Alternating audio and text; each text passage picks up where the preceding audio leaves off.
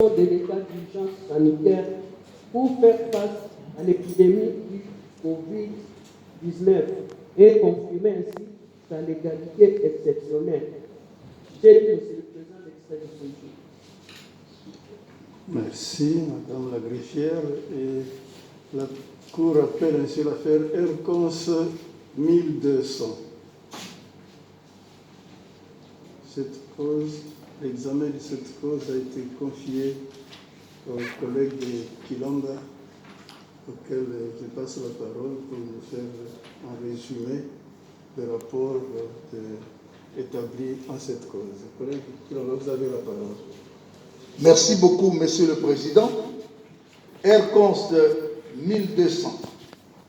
En cause, requête du Président de la République en appréciation de la conformité à la Constitution de l'ordonnance numéro 20/014 du 24 mars 2020 portant proclamation de l'état d'urgence sanitaire pour faire face à l'épidémie de Covid-19. Rapport. Le premier point, les faits.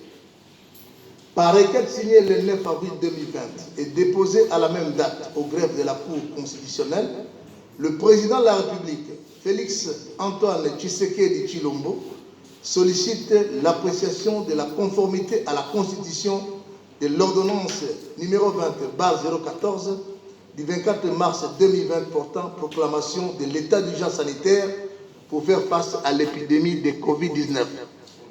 Les demandeurs relèvent que, depuis le début du mois de mars, la République démocratique du Congo a connu le premier cas testé positif au coronavirus Covid-19 et continue à compter chaque jour des morts et de nouveaux cas de contamination. Il souligne que, comme plusieurs pays du monde, il a été obligé de prendre des mesures exceptionnelles. Ainsi, ayant pris la mesure des risques qu'entraîne cette pandémie pour la population et les institutions de la République, et considérant l'ampleur de la crise provoquée après avoir consulté les présidents de deux chambres du Parlement, le Premier ministre, et fait examiner la question en Conseil des ministres, il a résolu de proclamer, dans l'esprit de respect de l'article 85 de la Constitution, l'état d'urgence sanitaire par l'ordonnance numéro 20/014 du 24 mars 2020, restreignant ainsi certains droits et libertés constitutionnelles. C'est pourquoi, conformément aux articles 145 de la Constitution et 46 de la loi organique numéro 13/026 du 15 octobre 2013 portant organisation et fonctionnement de la Cour constitutionnelle, il soumet la dite ordonnance à la Cour afin de déclarer toutes affaires cessantes si celle-ci est conforme à la Constitution au regard de la nécessité de faire face au Covid-19. À l'appui de sa requête, le demandeur a joint en annexe une copie de l'ordonnance numéro 20/014 du 24 mars 2020 portant proclamation de l'état d'urgence sanitaire pour faire face à l'épidémie de Covid-19. Point 2, la procédure.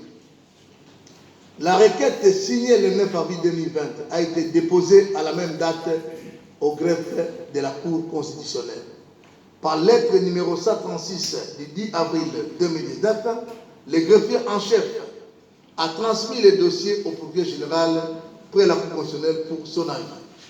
Par la scène numéro 78 du 10 avril 2020, cette autorité l'a retourné au greffe muni de son avis sous la plume du premier avocat général Mathiabou Missa Albert. Par ordonnance du 10 avril 2020, le président de la Cour constitutionnelle a désigné le juge Kilomba Ngozimana Noël en qualité de rapporteur. Par une ordonnance subséquente, il a fixé la cause en lieu de séjour pour examen. Point 3 de l'objet de la requête. Cette requête postule l'appréciation de la conformité à la Constitution de l'ordonnance numéro 20/014 du 24 mars 2020 portant proclamation de l'état d'urgence sanitaire pour faire face à l'épidémie de Covid-19. Point 4. Des dispositions de l'ordonnance numéro 20/014 du 24 mars 2020 portant proclamation de l'état d'urgence sanitaire pour faire face au Covid-19. Les visées de cette ordonnance sont constitués de 8 paragraphes dont les fait allusion à l'arrêt R-Cons 061-TCR du 30 novembre 2007 rendu par la Cour suprême de justice. L'article 1er de cette ordonnance porte sur les dispositions générales et est composé de 4 paragraphes. L'article 2 de cette ordonnance a trait aux mesures sécuritaires sur le territoire national. Il comprend 3 points. L'article 3 a trait aux mesures relatives à l'exercice de la liberté. Il est articulé en 7 points.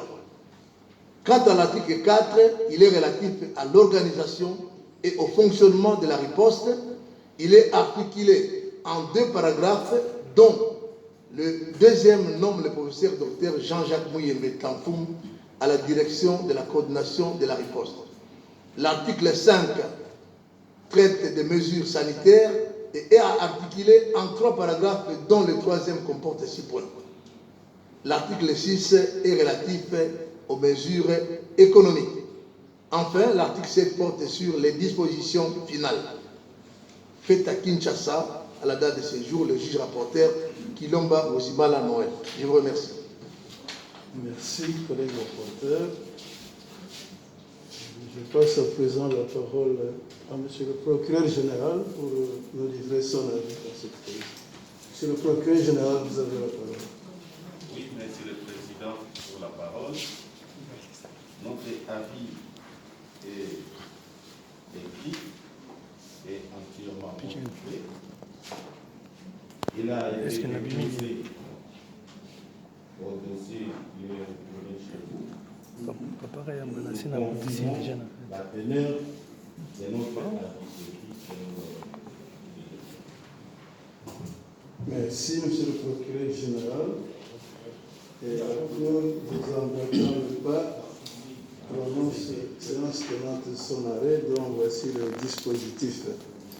C'est pourquoi, vu la Constitution de la République démocratique du Congo, telle que révisée à ce jour, spécialement en ses articles 61, 85, 112, 144, 145 et 160, alinéa 1, vu la loi organique numéro 13/026 du 15 octobre 2013 portant organisation et fonctionnement de la Cour constitutionnelle, spécialement en ses articles 43, 45 et 46, vu le règlement intérieur de la Cour constitutionnelle, en son article 54, la Cour constitutionnelle siégeant en matière de contrôle de constitutionnalité, après avoir entendu M. le procureur général en son avis, se déclare compétente, déclare conforme à la Constitution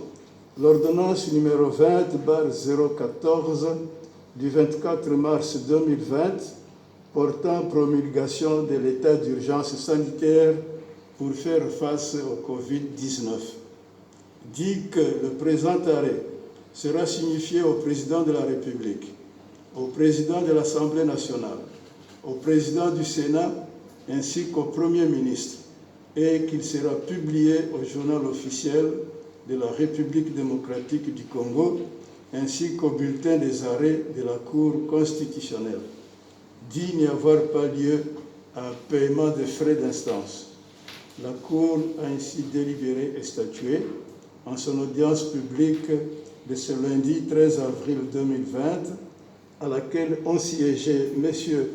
Luamba Bindu Benoît, président, Funga Moli Mamouata Évariste Prince, Kilombango Zimala Noël, Ouassenda Songo Corneille, Mavungu Mvumbi Dingoma Jean-Pierre, Ubulu Pungu Jean, Bokona Wimpa Bodjali François et Mongulu Tapangane Polycarpe, juge, avec le concours de M. le procureur général, représenté par le premier avocat général, Fumwashi, et la présence de l'assistance de Mme Baruti Mondo, greffière de siège. Vous allez ajouter, il y en avait pas.